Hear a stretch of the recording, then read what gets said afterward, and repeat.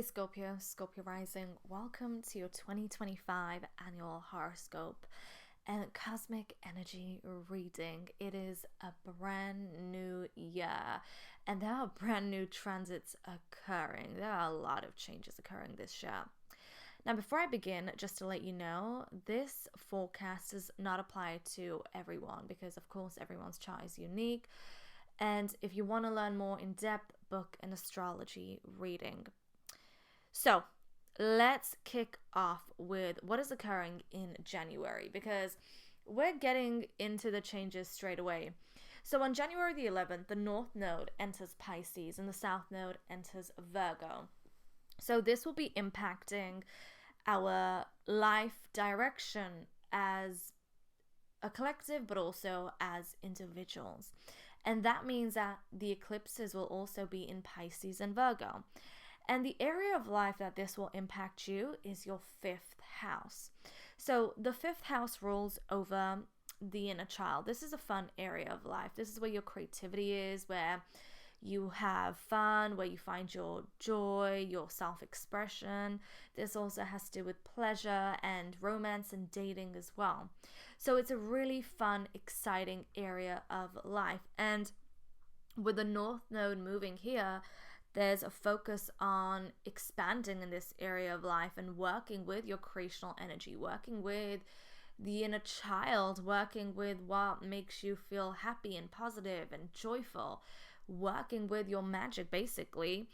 And there's going to be a lot of eclipses occurring in this area of life as well as your 11th house.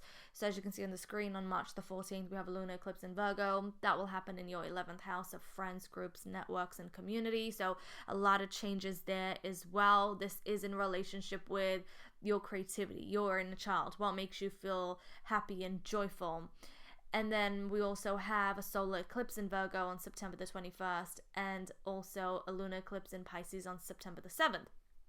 So these two areas of life will definitely be going through a lot of transformation, and you'll see that throughout the year you'll feel more of a push in these two areas of life. Like there may be a lot of friendships that fade away or a lot of karmic endings occur with friendships, people, groups, even like your beliefs and ideologies and what you wish to achieve in the future. But also when it comes to like your creativity and your creational energy, that is going to go through a major shift. So from one aspect, yeah, it can be quite difficult saying goodbye to some people or letting people go. It just depends on how you see it and how you view it. But from another lens, there's just so much ahead that awaits you. And we're done with the old and we're moving into the new. Now, there's also going to be a lot of emphasis on your fifth house because we're going to have a Venus and Mercury retrograde occurring in this area of life. On March the 1st, we have Venus retrograde. It begins in Aries in your sixth house and then moves into your fifth house. So there's going to be a focus, refocusing, redirecting your energy when it comes to health, wellness, work, your daily life and routine. And then when Venus moves into your fifth house, that will have to do with relationships for sure. So if you've been seeing somebody or you have like some type of karmic partnership or relationship, that's something you'll have to like navigate through. There'll be some themes of love and relationships and karma. And when I say karma, I don't mean good or bad. I just mean energy that needs to be navigated through, that will present itself so you can move through it and transform it. Then we're also going to have Mercury retrograde occurring on March the 15th in your sixth house and then moving into your fifth house. So a lot of similar themes of health, wellness, work, daily life and routine, your creational energy going through like a slowing down, and like you're probably reassessing it, reassessing what makes you feel good, reassessing like even like the inner child. And then when these energies move forward, you'll start to see life in these areas of life pick up the pace. On March the 29th, we have solar eclipse in Aries, and that will occur in your sixth house. So that means that for a lot of yous, and because this is like the finale of this solar eclipse in Aries, there will be a significant change regarding your daily life and routine and habits. Work is major, and also your health and wellness. So you can definitely expect some change there. Now, your sixth house is going to be very emphasized during this year because we have two major energies shifting from your 5th into your 6th. So on March the 30th, Neptune enters Aries, moving into your 6th house. And then on May the 24th, Saturn enters Aries in your 6th house. So we're moving away from the 5th, but not entirely, because due to retrograde, those energies will move back, but you will get a glimpse, a sneak peek of what's to come and what you can expect. So this is going to be regarding health, wellness, work, daily life routine, and habits. So when it comes to how you've kind of been functioning prior to this transit regarding the themes of this area of life, the 6th house, they're going to be going through it. Now, Saturn is going to make you reorganize your life. It's going to break any illusions. It's going to break any rose-tinted glasses, any type of fantasy illusions you've had, any attitudes you've had that were more Neptunian regarding this area of life. That is going to change, because Saturn is going to break those down and make you really reorganize and restructure this area of life. So organization, responsibilities. There can be tension regarding health, wellness, and work during this time, but there is going to be a restructuring. So that's going to be major for you. This is going to be a time where you really have to focus on health and wellness, for sure. Saturn is going to bring that. But also when it comes to work, you may feel like more pressure, more tension, more responsibilities. And they both affect each other, work life. If there's a lot of stress or tension, definitely can impact health and wellness. So organization, restructuring your life, redefining this area of life is going to be major. June the 9th, Jupiter enters Cancer. So Jupiter will be moving into your 9th house, bringing expansion and growth when it comes to travel, when it comes to your higher mind, higher learning, when it comes to education, when it comes to philosophies.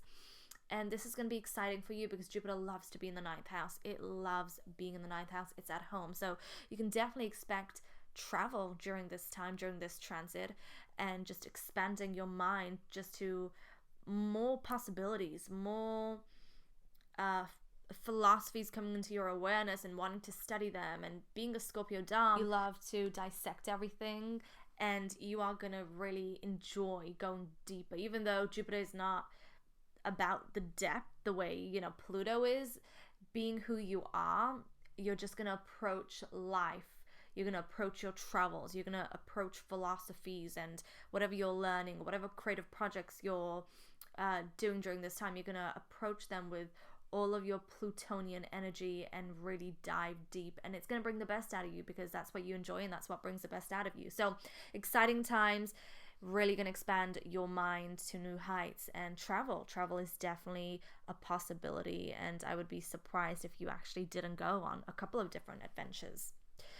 Now let's move on, because this is something that a lot of you guys will perhaps be very pleased to hear, and that is Uranus, the planet of change, the planet of freedom and independence and sovereignty and excitement, is going to move out of Taurus, your opposite sign, and move into Gemini. Now, listen, being a Scorpio Dom myself, I got my moon in Scorpio, I've had Uranus really impacting me emotionally, just like in every way possible as well, because I have other fixed planets, and it's been a lot. And ever since Uranus moved into Taurus, it's just been like impacting me so much, bringing so many changes, and I'm still going through those changes as I speak. And I'm looking forward to this so much, because when Uranus entered Taurus, it was just like, for me personally, just this density, this heaviness, and it's just feeling so chaotic, and almost like, how Pluto kind of makes you release the density and purge, but Uranus was kind of like doing it in a way where everything was like upside down, and I'm having to make sense out of it, and it was just so chaotic. Like, definitely the Tower card on steroids. Now for you, and this of course depends on your Scorpio placements, but Taurus is ruling your 7th house of relationships, partnerships, marriage, other people. So this area of life was definitely going through a major transformation. It could have been endings occurring. It could have been taking your relationship from one form to another, or going through a complete shift and change, wanting to explore relationships in a way you've never explored them, or wanting your freedom and independence, or just sudden outbursts of sudden unpredictable things occurring in your relationship that may have left it very unstable, because that's what Uranus can do. Now, due to retrograde, Jupiter and even Uranus and Saturn and Neptune will be moving back into the signs they were previously in. However, this is still going to be a sneak peek to what you can expect. Uranus moving into 8th house. The 8th house is you. You are ruled by the 8th house. This is you, your magic. The 8th house, from a mundane perspective, rules over shared finances and resources. When you take a relationship to the next level, this also rules over your spirituality, magic, your psyche. This rules over the depths of your soul, the depths of your psyche, your mind. Your creativity is also here. This is the darkness, and you can find so much magic in the darkness. This is also about intimacy. So Uranus being here can bring more shifts and more changes, especially if you are connected with somebody regarding joint material resources or finances. That can bring some type of change or shift, some type of sudden, unpredictable change, or even like wanting your freedom or independence, or wanting to break free. Like there can be a huge urge there, even when it comes to exploring your sexuality and wanting to try out different things, or just experience your sexuality in a way you've just never experienced it. Like you're really gonna feel that shift and change, and it can be very sudden, and it can be very unpredictable as well. Like I said, even when it comes to like your mind, your psyche, that going through a shift, a change. Uranus to me is, what I'm seeing right now is just like it being the crown chakra, like really activating it in a way that Jupiter can't. You know, it's just like this light bulb, this flush of energy coming through, and just almost like levitation in a way. And I don't mean literally, I mean like metaphorically, where you're just transcending in just so many different ways. So this could impact you on various levels. It again depends on your life situation, your life cycles, and your chart. So overall, it can bring a lot of excitement. It can bring a lot of urge to break free if you are partnered up with somebody, especially if it involves like some type of joint resource, and wanting to experience your sexuality and try different things, and your mind, your psyche, your spirituality going through a major shift and change as well, where it feels liberating. So that's something to look forward to. Now let's get into Mars moving into your sign, because on September the 22nd, it will be at home in Scorpio. So this is when your energy, your drive, even like your sex drive, when it comes to the fire within you, the phoenix within you, it's just going to be on all-time high. This is where you can accomplish a lot of things and get things moving and going and just manifesting.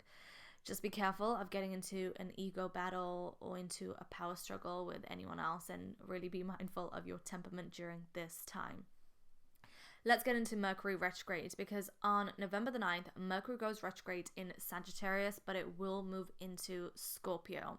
Now, it moves into Scorpio on November the 18th. So this is going to be a time where you're definitely going to be feeling like you need to go a little more inwards and more deeper into your psyche, because that's something you do all the time, but it's just going to be on an all-time high. And there is a possibility of miscommunication. There is a possibility of things not going the way you want them to go, even though Mars is supporting you. This could be also a time where you're refocusing and redirecting your energy, you're re-strategizing. So let's talk about the full moon in Scorpio that's going to occur on May the 12th. This is when the sun will be in Taurus and the moon will be in Scorpio. Shout out to all my fellow Scorpio moons.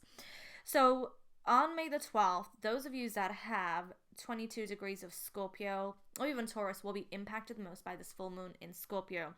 Now, remember that full moons do bring closure, endings, something is ready to come to an end or be released or needs to be purged out so that you can make room for something else, or an energy transforms from one form to another, or you can actually even expect manifestations to occur during this time. So that is a date to watch out for. Remember that emotions definitely will be high. Your psychic energy will also be on an all-time high. Now let's talk about the new moon in Scorpio. That's going to occur on November the 20th, just a few days after Mercury enters Scorpio. The new moon in Scorpio, this will be occurring at 28 degrees. So those of you that have strong Scorpio energy at 28 degrees or close by, this will impact you the most. This is also a time where you can expect new beginnings, new changes, new shifts, new experiences, and also manifestation to occur during this time. So definitely work with your creational energy, because this is your annual new moon and it is so mystical and so magical, and I am always in so much gratitude for the Scorpio moon and what a gift it is. So Scorpio rising, I'm so excited for you. I'm so excited for the shifts and the changes to occur, and I'm sending you so much love. I hope this is an incredible year for you, and I can't wait to speak with you soon. Take care, and sending you so much love.